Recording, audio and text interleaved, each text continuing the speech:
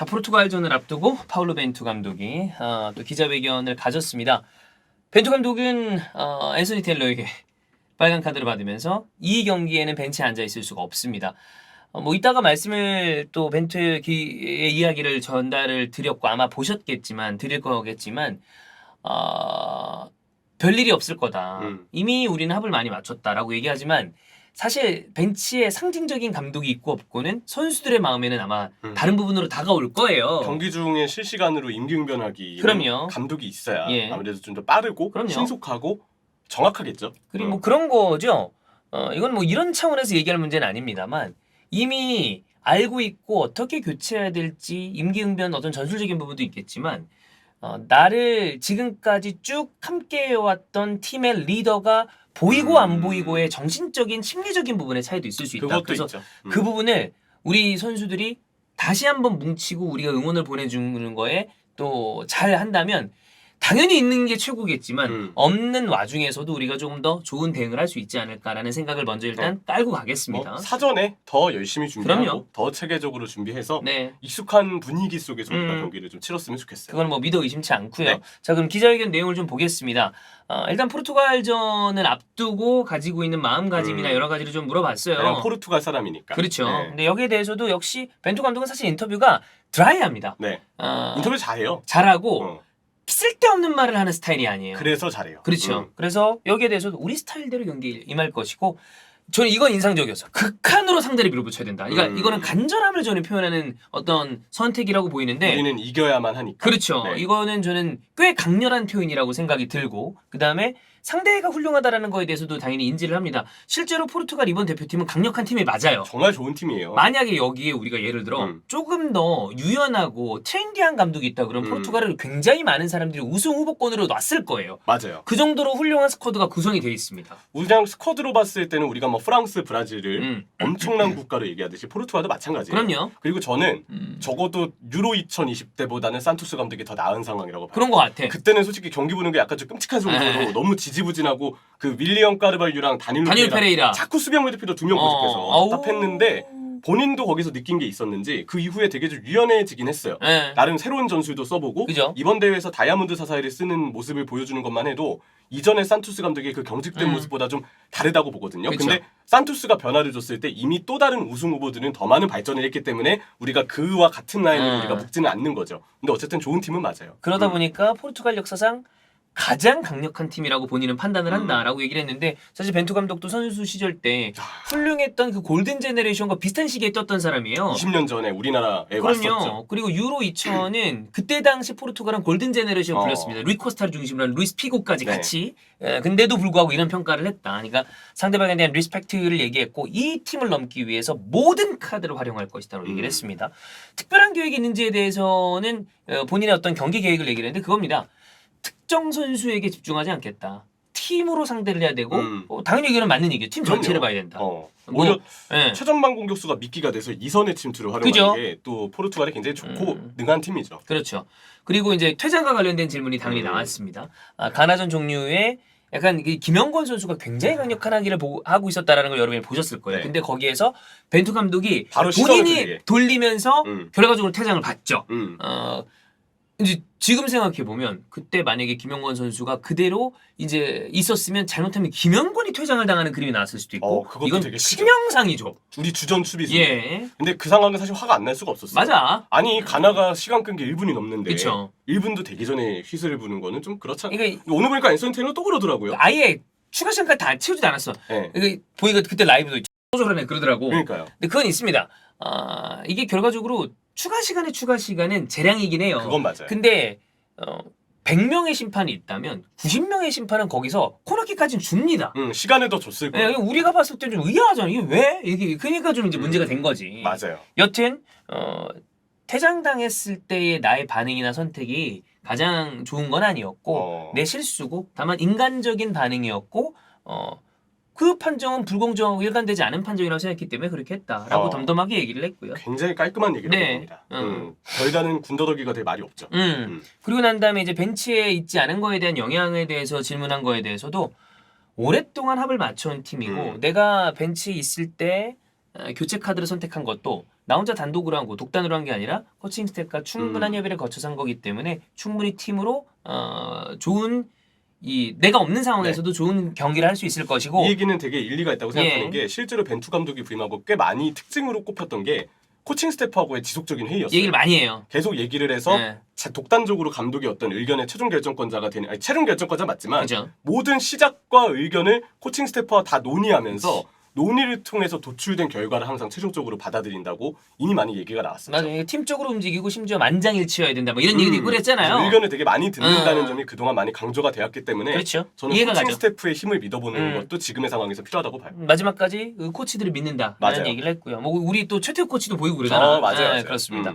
자, 그다음에 경기 전에 선수들과 마지막 대화 언제 할 거냐라는 얘기에 입장 직전, 마지막 순간 선수들의 경기 입장 직전이 될 것이고 이 회견에 기자회견에 나오시는 피파에 대한 이야기도 하면서 어쨌든 중요한 건 포커스는 경기장에서 뛰는 선수들이다 이런 얘기를 하면서 포르투갈전이 사실 아까도 우리가 말씀을 드렸지만 이번 대회 마지막 경기가 될 수도 있고 대표팀 감독으로서 마지막 경기가 될 수도 있습니다. 맞아요. 그래서 4년 동안의 임기가 예. 끝나는. 근데 거기에 대해서 나는 정체성을 만들었고 만족스럽고 어떤 일이 일어나든 자랑스럽게 생각할 것이며 여정을 마무리하겠다라는 이야기를 해줬습니다.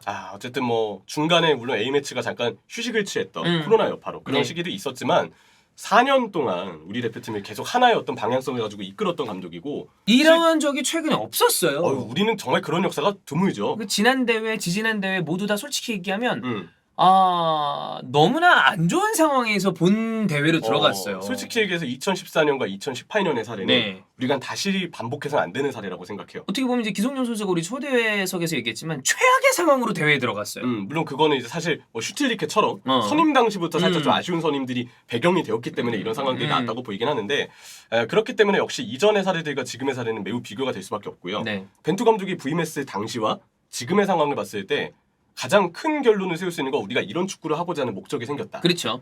그 전까지는 뭐 월드컵에 대해서 준비를 하긴 했지만 우리가 무슨 축구를 하는지에 대해서 명확하게 전달하는 게 정리하는 게 되게 어려웠었어요. 모호했죠. 네, 근데 지금은 그렇지 않습니다. 우리는 이제 조금 더 빠르고 신속한 축구를 하게 됐고 그러면서도 후방에서의 연결 과정의 부담을 훨씬 더 덜어놓게 된 네. 이제 좀 준비되어 있는 연결 과정들이 많이 나오게 되는 그런 팀이 됐어요. 그 빠른 템포가 저는 굉장히 중요하다고 보는데 그렇죠. 벤투 감독이 항상 그 부분을 많이 강조하고 예. 빠른 템포와 빠른 공수 전환 그렇기 때문에 우리가 상대에 따라서도 강한 압박으로 맞서는 경기 운영이 나오고 있다고 생각을 하거든요. 이번 대회의 경기력은 사실 많은 사람들이 인상을 깊게 받고 있습니다. 그리고 저는 뭐 자주 이런 얘기를 하는데 축구는 계속되고 대표팀도 영원할 것이며 축구라는 스포츠가 대한민국에 존재하는 이상 월드컵을 위해서 도전을 계속할 겁니다. 맞아요. 그렇다면 지금 이 순간 평가를 잘하면서 계속해서 나아지는 방향, 우상향으로 가는 게 중요하다고 생각을 해요. 아쉬웠다, 이 부분이 좋지 않았다라는 것을 아주 냉철하고 통렬한 자기 반성을 하는 건 중요하지만 그것만 붙잡고 있다고 해서 미래가 나아지진 않습니다. 그렇죠. 그러면 이번 대표팀이 이런 초석을 마련한 좋은 그림을 그렸다면 이걸 베이스로 그 다음 스텝, 또 다음 스텝 월드컵뿐만이 아니라 중간중간 있는 우리 대표팀의 메이저 대회, 아시안컵이라거나 혹은 뭐 또 열연별 대표긴 합니다만 또 아시안 게임이 될 수도 있겠고 그쵸. 이런 올림픽이 될 수도 있겠고 이런 게 결국에는 A 대표팀으로 다 뭉쳐지는 거니까 이런 그림을 가져가서 결국에 더 나은 성적을 계속해서 혹은 더 나은 성적이 지금 당장 안 나오더라도 더 나은 축구를 하는 모습을 보여준다면 저는 거기에 대해서는 열렬한 응원을 보낼 준비가 돼 있습니다. 맞아요. 그리고 우리가 결과는 사실 하늘의 뜻에 맡겨야 됩니다. 모든 일들이 다 그래요. 맞아요. 아무리 노력을 해도 네. 결과가 내가 의도한 대로 나올 거라는 보장은 항상 없는 게 사실 사람 세상이고 인생이라고 생각을 하거든요. 근데 이번 이 4년 동안의 준비 과정을 통해서 우리가 꼭 느껴야 될 교훈은 스타일의 중요성이에요. 네. 우리가 무슨 축구를 하고자 하는지 스타일이 항상 구체적이어야 되고 그 방향성대로 일관되게 가야 된다는 점의 그죠? 중요성을 느꼈다고 보고 네. 이후에 약간 감독마다 또 다른 스타일들을 지향할 수 있고 분명 그럼요. 바뀔 겁니다. 근데 어떤 식으로 바뀌더라도 항상 하나의 목표를 가지고 우리가 어떻게든 우리가 어떤 플레이를 하려고 하는지 그 컨셉에 목적을 가지고 그 컨셉이 항상 우리가 명확하게 정리될 수 있는 그런 팀으로 모든 대표팀들이 운영이 되었으면 좋겠어요. 그렇죠. 벤투 감독은 4년 동안 고생을 했고 벤투 감독은 그러면 모든 것을 다 완벽하게 잘했느냐? 그 얘기를 하려고 그러는 게 아닙니다. 벤투 감독을 완벽하게 두둔하겠다. 벤투도 사실 단점이 있는 감독이 있어요. 그거는 명확한 사실이야. 그럼요. 다만 이 감독이 지금 우리가 4년 동안 준비를 하면서 월드컵에서 보여준 경기력에 대해서는 그리고 보여준 축구에 대해서는 긍정적으로 그리고 그 다음을 바라볼 만한 초석을 마련해줬다라는 부분에서는 저는 높이 평가할 만한 부분이 충분히 있는 감독이다. 그렇죠. 라는 거는 보여줬다고 생각을 하고 그렇기 때문에 마지막 경기 결과가 잘 나왔으면 좋겠습니다. 이 경기가 마지막이 아닐 거예요. 네, 라고 얘기하고 싶어요. 됐으면 좋겠고. 네.